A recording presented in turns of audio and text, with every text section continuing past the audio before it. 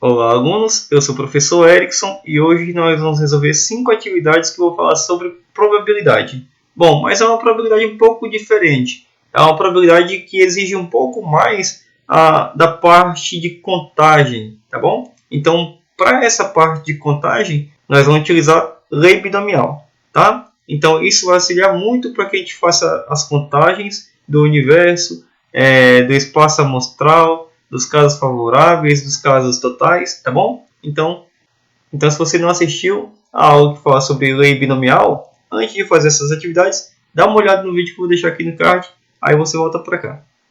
Ok? Então vamos lá. Questão número 1.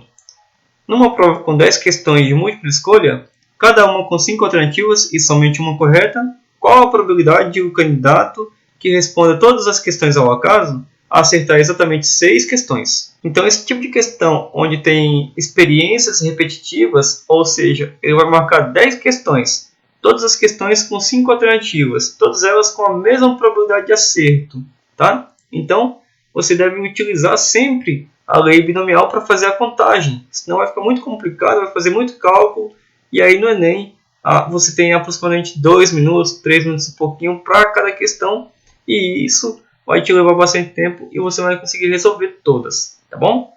Então, olha só, como são 10 questões independentes e com 2 resultados prováveis, ou seja, ou ele acerta ou ele erra, a probabilidade dele acertar é de 1 para 5 alternativas e dele errar é de 4 para 5. E ele deve acertar exatamente 6 questões. Então, nós temos, por lei binomial, tá? E a fórmula é esta. Então, onde n é igual ao número de questões, que nós temos, são 10, né? E p é o número de acertos, ou seja, ele quer acertar 6. Para você não ter dúvida, o n sempre será o maior deles, tá? E o p o menor, que é a quantidade de acertos aqui, tá? No máximo que pode acontecer é o n ser igual a p, mas o p nunca será maior que n, certo? Bom, então vamos trocar aqui, ó. Eu troquei aqui NP por 10 e 6. É sempre assim, lei binomial. Vai ser a combinação aqui desses N e P, vezes probabilidade dele acertar, vezes probabilidade dele errar. Tá bom? Então, assim, é sempre uma probabilidade multiplicada pelo seu complementar, certo? Bom, então vamos lá. Troquei o N e o P por 10 e 6. Troquei aqui a probabilidade de acerto por 1/5. Troquei aqui a probabilidade complementar, né, que é o de erro, por 4/5. Tá? Aqui, que seria P, troquei por 6. E aqui é N menos P, 10 menos 6. Vamos resolver então.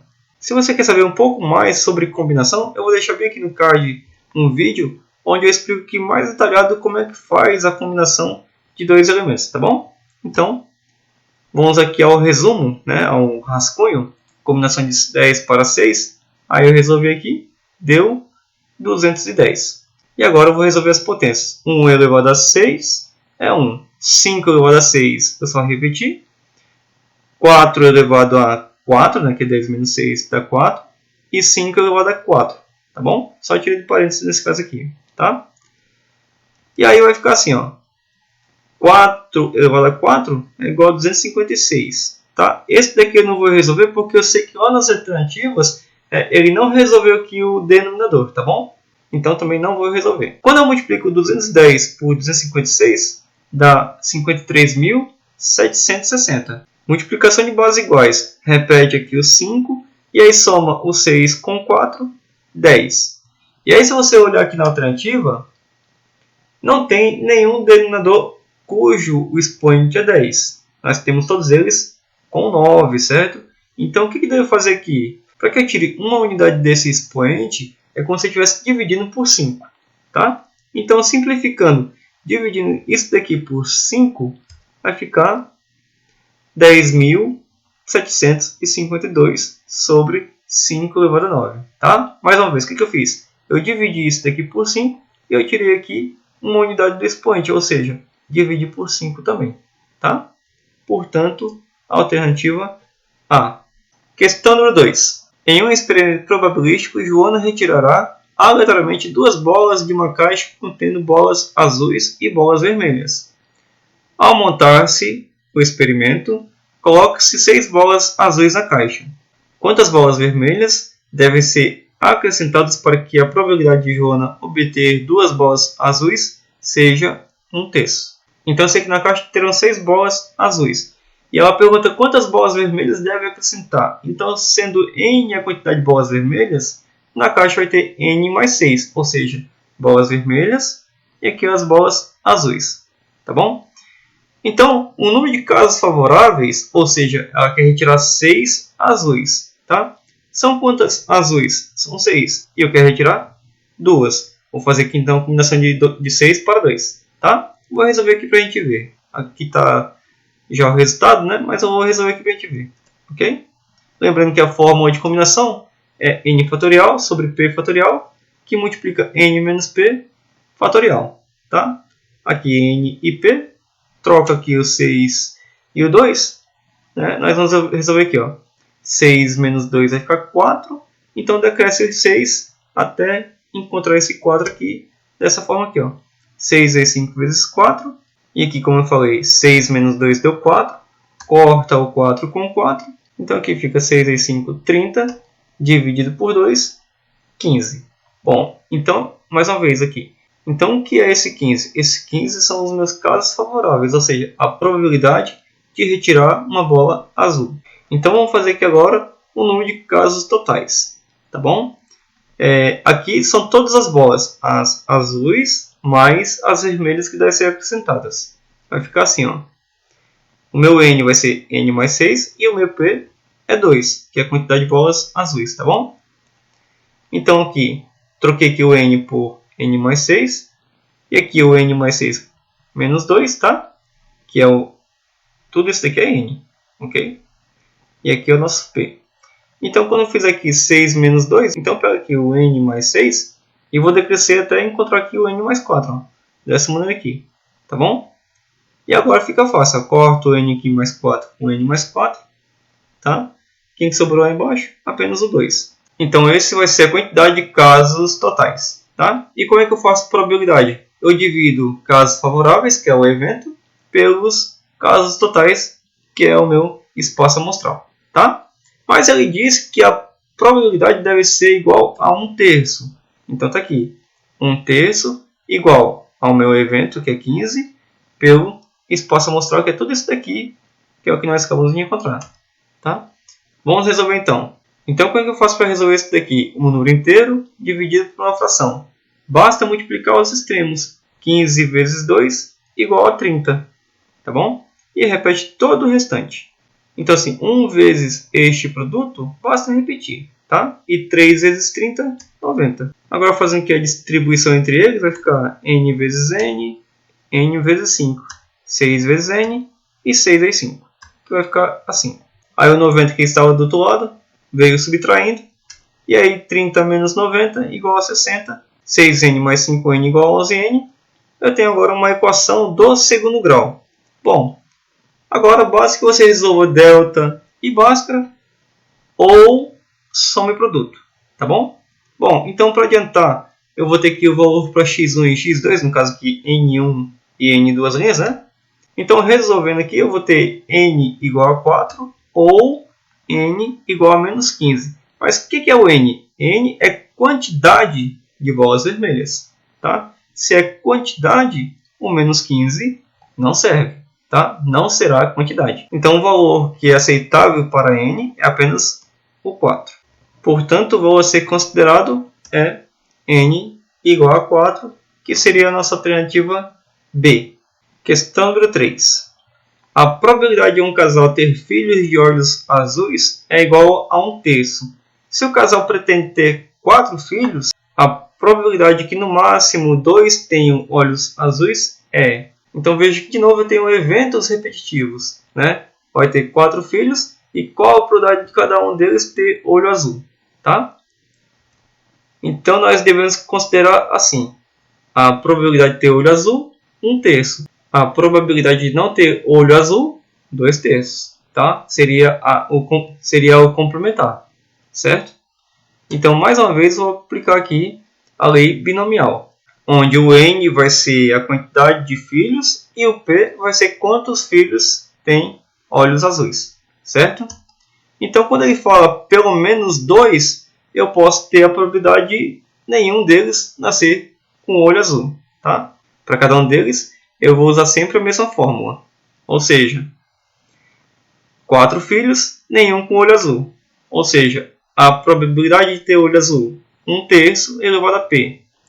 De não ter olho azul, 2/3 elevado a n-P. Agora, a probabilidade de apenas um dos filhos nascer com olho azul. São 4 filhos, eu quero apenas um com olho azul. A probabilidade de ter olho azul elevado a P.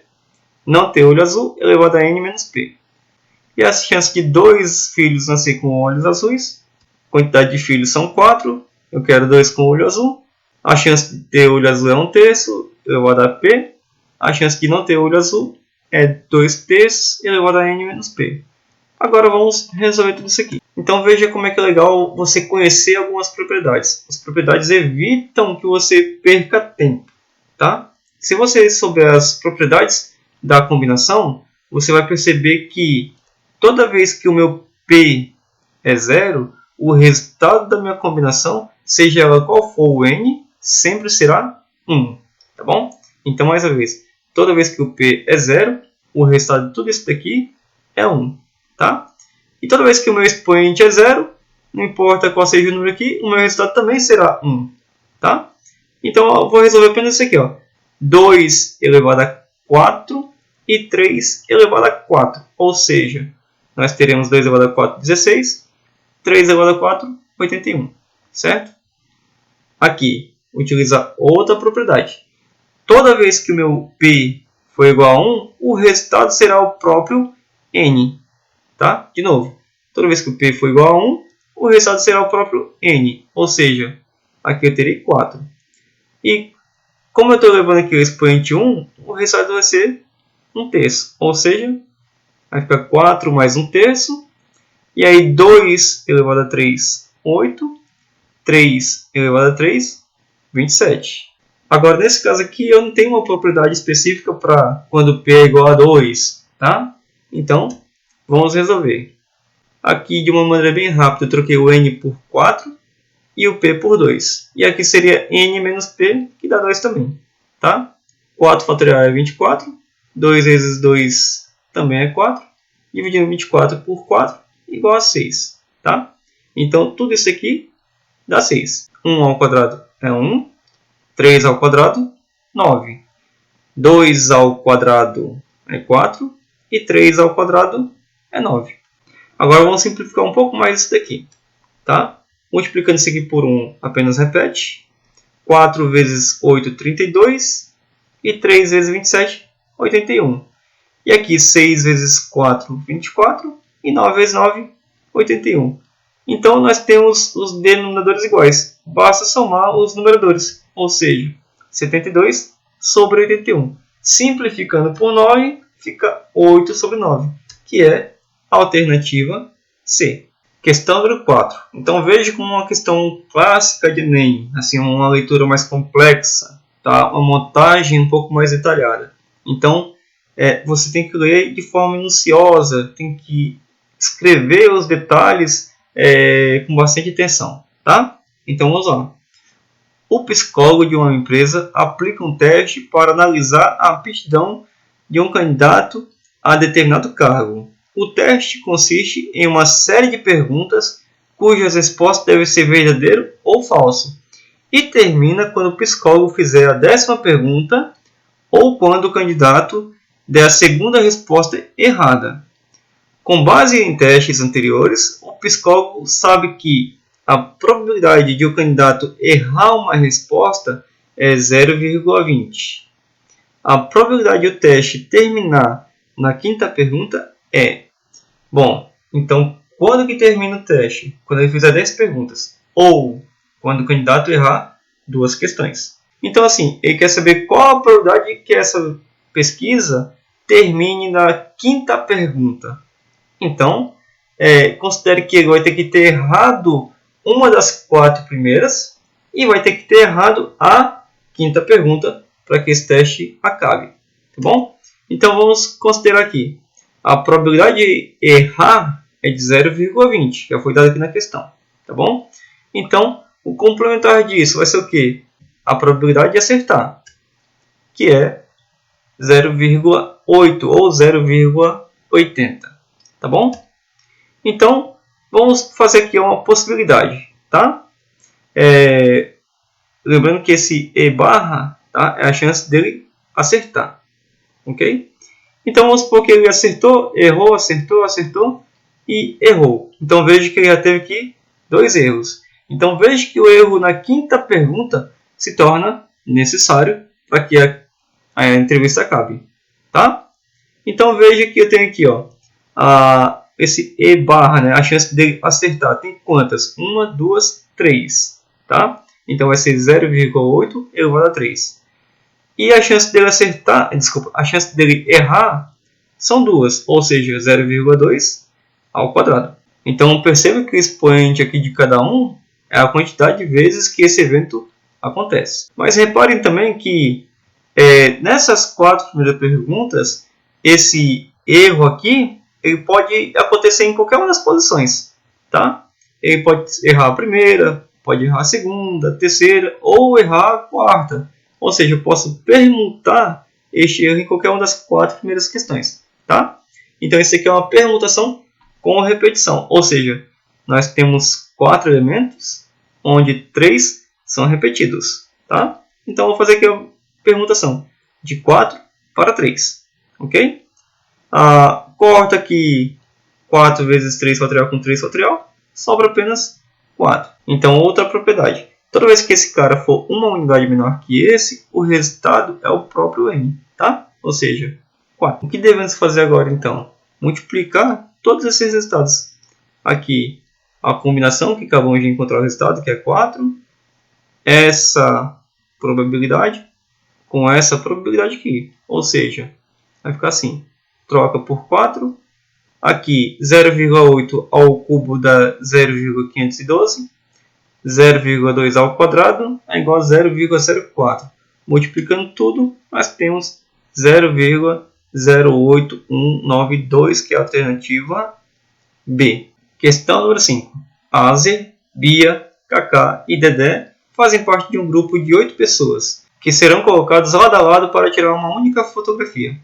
Se os lugares em que eles ficarão posicionados forem aleatoriamente escolhidos, a probabilidade de que nessa foto Azer e Bia apareçam um do lado do outro e Kaká e Dedé não apareçam um do lado do outro será... Então, sei que é a probabilidade, eu vou tentar primeiro fazer aqui o meu espaço amostral, ou seja, todos os casos possíveis, tá?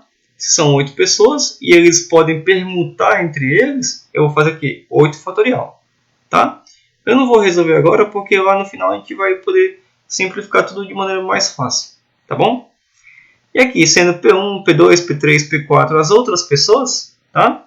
E supondo que Azer e Bia sejam uma única pessoa, por que única pessoa? Toda vez que falar eles vão ficar juntos, você considera como sendo uma única pessoa, que aí fica mais fácil para o seu cálculo, tá bom? Então vai ficar assim, ó, Azer e Bia, você conta 1, aí 2, 3, 4, 5, 6, 7, tá bom? Então vou fazer permutação de 7 pessoas. Tá? Mas aqui, Azer e Bia, eles podem ficar juntos, mas eles podem trocar de ordem. Então, eu vou fazer aqui uma permutação de 2 pessoas. Tá? Então, vai ficar assim. Ó, permutação de 2 pessoas vezes permutação de 7 pessoas. Tá bom? Tá aqui. 2 fatorial vezes 7 fatorial. Então, nessa permutação aqui, eu fiz todos os casos favoráveis, a qual Kaká e Dedé aparecem juntos, e a qual eles também aparecem separados. Mas ele quer que Kaká e Dedé não apareçam juntos. Ele quer que não apareçam juntos. Então eu vou fazer assim. Quais são os casos que Kaká e Dedé aparecem juntos? Ok? Então assim, para que isso aconteça, vamos supor que Kaká e Dedé sejam também uma única pessoa. Então vai ficar assim. Azer e Bia vão ficar juntos, né? Mas eles podem trocar de lugar.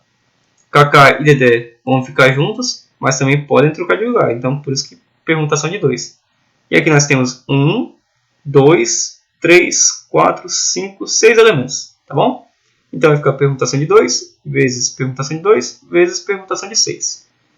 Ou seja, 2 fatorial vezes 2 fatorial vezes 6 fatorial. Então, quando eu resolver isso aqui, são todos os casos onde kk e dd vão aparecer juntos. Então, eu faço o quê? Aqui é o primeiro caso lá, onde eu tenho todas as possibilidades, menos os que aparecem juntos. Então, o que eu devo observar? Que aqui o 2 fatorial está se repetindo, certo? Nós vamos colocar 2 fatorial em evidência. Mas o 6 fatorial também se repete. Por que o 6 fatorial se repete? Porque aqui o 7 fatorial eu posso trocar por 7 vezes 6 fatorial. Tá bom? Então veja que realmente o 6 fatorial se repete aqui e se repete aqui. Tá? Então coloque em evidência o 2 fatorial e o 6 fatorial. Dessa forma. Então se eu tirei aqui o 2 fatorial e o 6 fatorial, aqui ficou só o 7. E aqui se eu tirei um 2 fatorial daqui e o 6 fatorial, sobrou quem? Só um 2 fatorial. Só que o 2 fatorial é 2, certo? Então aqui 7 menos 2 dá 5. E aí o 5 vezes esse 2 aqui, 10. Então casos favoráveis são todos os casos onde Azer e Bia aparecem juntos e o Kaká e Dedé vão aparecer separados, tá bom? Logo, a probabilidade vai ser os casos favoráveis dividido pelos casos totais. Então, está aqui, casos favoráveis, que acabamos de fazer, né? E os casos totais, que é o que nós fizemos lá no começo, tá bom? Então, veja só. Aqui eu vou pegar o maior deles, que é o 8 fatorial, e decrescer até chegar em 6. Assim, 8 vezes 7 vezes 6 fatorial. Corta 6 fatorial com 6 fatorial. Vai ficar 10 sobre 56. E simplificando, vai ficar 5 sobre 28, que é a alternativa A. Então ficamos por aqui. Espero que você tenha tirado bastante dúvidas, tenha aprendido bastante. Comenta aqui embaixo o que você achou do vídeo. Aproveita e já se inscreve, ativa o sininho para ficar sabendo de novos vídeos. Curte, compartilha e até o próximo vídeo. Tchau!